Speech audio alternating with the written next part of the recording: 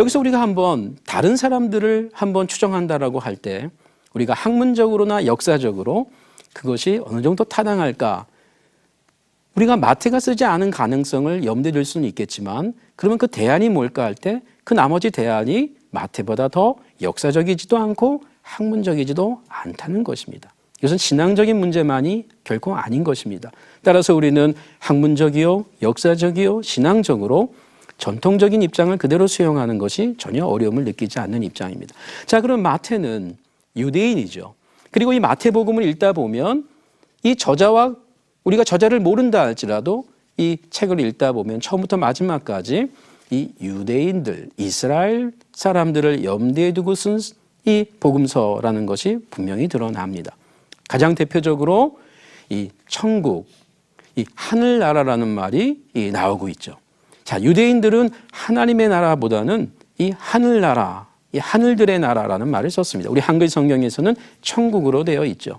예를 드는 것입니다. 자, 이처럼 마태복음서를 읽다 보면 이 저자가 누구를 대상으로 썼느냐 1차적으로 했을 때 바로 유대인들을 대상으로 쓴 복음서이다. 특별히 유대인들 가운데 복음을 이미 알고 있는 자들을 염두에 둔 것이 분명합니다. 아울러서 앞으로 믿을 자들을 또한 염두에 둘 수 있었겠죠. 자, 우리는 여기까지 마태에 대해서 잠깐 생각해 보았습니다. 성경 안에 이 마태가 세리라고 하는 것도 발견이 되고요. 또 많은 내용들이 있습니다만 우리 이 정도로만 우리 저자를 한번 생각해 보았습니다. 자, 시기의 문제, 또 장소의 문제 함께 다뤄볼까요? 역시 역사적 시기, 장소 분분하곤 합니다. 그러나 우린 여기서도 먼저 복음서의 내용을 그대로 우리가 수용한다고 할 경우 예수님의 그 예언을 그대로 우리가 인정한다고 할 경우 예수님께서 무엇보다 이 예루살렘의 멸망을 예언하는 것이 이 성경에 나오죠. 자, 예루살렘의 멸망은 AD 70년에 있었습니다. 이 70년은 복음서를 이해할 때 또 초대교회를 이해할 때 중요한 그 분기점 역할을 합니다. 왜냐하면 이때 예루살렘 성전이 완전히 무너지게 됩니다. 예수님의 예언에 있었던 내용이죠. 그래서 우리는 이 예수님의 예언이 있었던 복음서의 그 흐름을 이해할 때 최소한 복음서는 AD 70년 이전에 기록된 것이다 라는 입장을 우리는 갖게 되는 것입니다. 자, 그랬을 때에 우리는 이 AD 70년을 전후해서 특별히 이 이전이라고 하는 그 문맥을 고려하면서 복음서를 이해하게 됩니다. 이것은 마태복음만이 아니라 마가, 누가복음도 우리가 함께 고려하게 되는 것입니다. 또 요한복음도 그런 배경을 갖게 됩니다. 자, 그러니까 1세기 가운데 특별히 70년 이전 예루살렘 성전이 무너지기 직전의 상황을 우리가 조금 더 이해할 필요가 있다는 것이죠. 정확한 몇 년도보다는 그 어간이 굉장히 우리에게 의미가 있습니다. 여기서 또 하나 우리가 생각할 것은 복음서가 다루는 내용은 70년대가 아니죠. 그때는 예수님의 탄생 때부터 치면 약 BC 4년 또는 혹자는 5년, 6년까지도 가긴 합니다만 이 초기부터 예수님 십자가에 못 박히신 약 30년 또는 33년까지를 본다면 약 30년에서 심지어 넓게 40년대까지 간격이 나는 것이죠. 다시 말하면 복음서가 다루는 내용은 복음서가 쓰여진 시기보다 30년 이전의 내용을 다루고 있다는 것입니다. 자, 그 점에서 우리는 예수님의 가르침의 실제적인 내용을 복음서 저자들이 우리에게 소개해주고 있으면서 약 30년 그리고 그 이상의 어떤 그 역사적인 간격 속에서 초대교회가 생성되고 발전하고 핍박을 받고 고난을 받고 그리고 배교도 일어나고 이러는 가운데에 이 30년의 그 역사적 흐름이 저자에게는 깔려 있는 것입니다. 예수님을 소개하면서도 그러면서 동시에 그 30년 후에 벌어진 내용들이 함께 공존하면서 복음서 저자들은 그 내용을 우리에게 소개하는 것이죠. 이럴 때에 예수님의 가르침이 있으면서 동시에 그 저자들의 그 상황을 고려하는 메시지가 적용이 함께 나오고 있다는 것입니다. 자, 우리의 성경과는 이런 것입니다. 우리는 마가가 썼다고 누가가 썼다 이런 말을 할 때 저자의 권위를 받아들이죠. 우리는 이것을 성경의 권위 또 자증, 스스로 증언한다. 하나님의 계시에 스스로 권위를 갖고 있는 것을 우리는 성경관으로 갖게 됩니다. 자, 이럴 때 우리는 하나님의 그 계시의 권위와 함께 저자들의 권위를 우리는 특별하게 부여합니다. 그래서 우리는 성경을 하나님의 말씀으로 믿는다 할 때는 하나님의 계시와 저자들의 고유한 계시의 권위를 우리는 수용하는 입장입니다.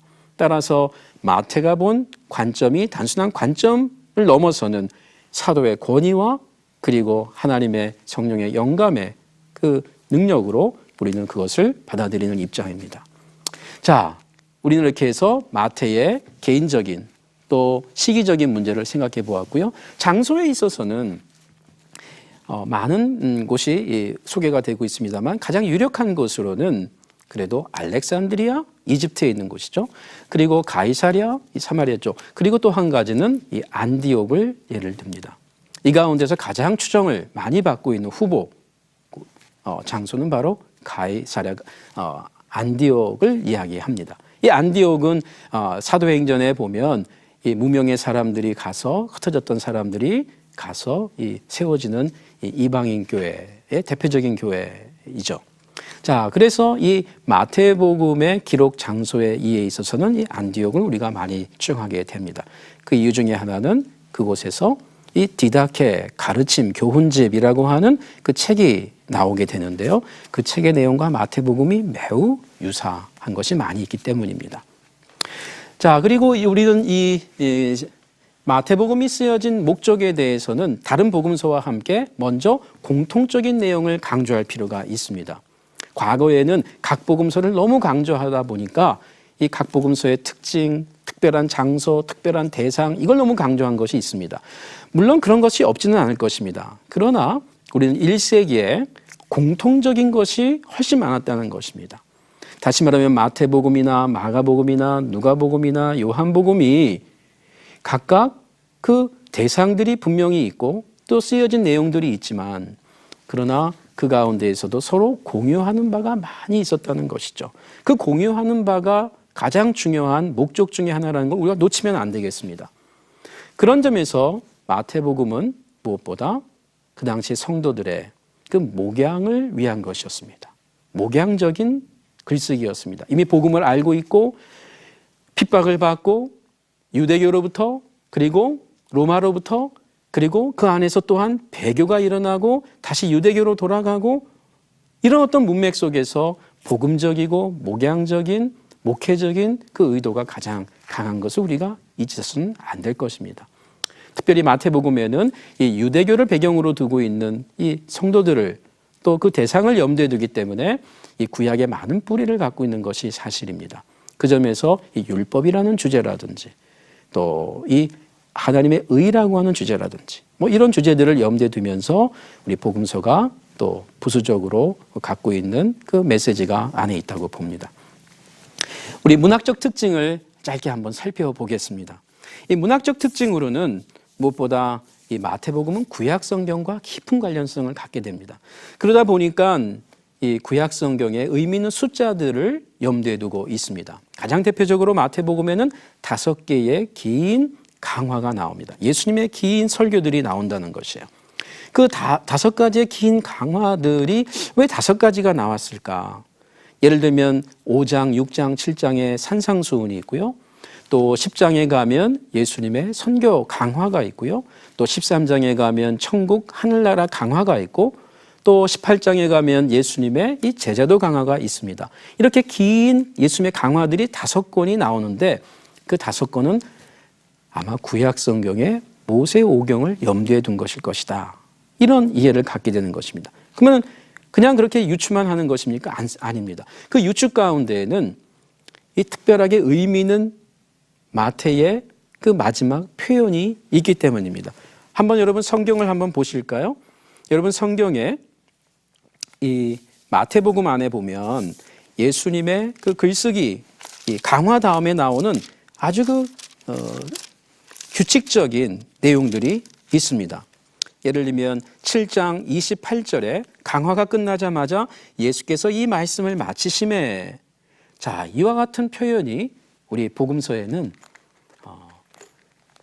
의미 있게 반복적으로 나오고 있는 것입니다. 어디서 나오냐 하면 바로 강화가 끝날 때마다 이 헬라어 단어가 이 언어도 순서도 바뀌지 않고 동일하게 나오고 있습니다. 그래서 의도적으로 이 5가지 강화를 한 권의 책 개념으로 썼을 가능성이 있겠다. 그래서 이 모세 오경적인 그 글쓰기 뭐 이런 내용을 우리가 말하곤 합니다. 또 예수님의 그 이름 그 다윗이라고 하는 이 히브리어 단어가 이 숫자로 표기될 때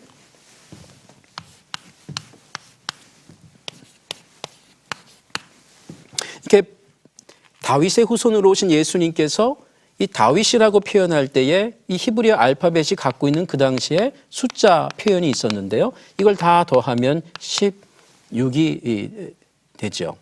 죄송합니다. 14가 되죠. 그래서 예수님의 마태복음 1장의 족보를 보면 14세대를 3등분하여서